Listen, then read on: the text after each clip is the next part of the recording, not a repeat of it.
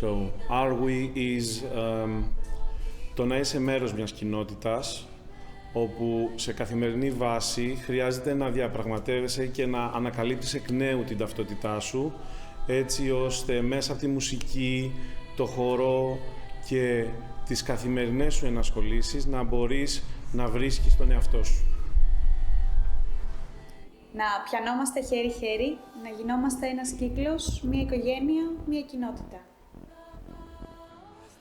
Ο χορός που είναι το δικό μου εμείς είναι όλη μου η ζωή. Τσίκι τσίκι, στροφούλες, ευτυχία, ολοκλήρωση και επαφή. Κοινότητα.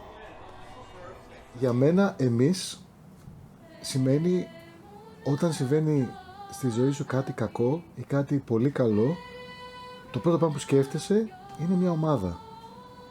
Να το μοιραστείς. Τι είναι το εμείς μας? Το εμείς μας είναι οι φίλοι μας, οι αγαπημένοι μας, αλλά είναι και η ανθρωπότητα ολόκληρη και όλη η φύση με τα πλάσματά της μαζί, αυτό που ήταν και αυτό που θα είναι. Επικοινωνία, communicating. Σημαίνει την αφύπνιση της ανθρώπινης συνείδησης. Είναι η σύνδεση με τις ρίζες μας και η ανάγκη επαφής μας με αυτές. Είναι να συνδέσει με τους άλλους μέσα από μελωδίες.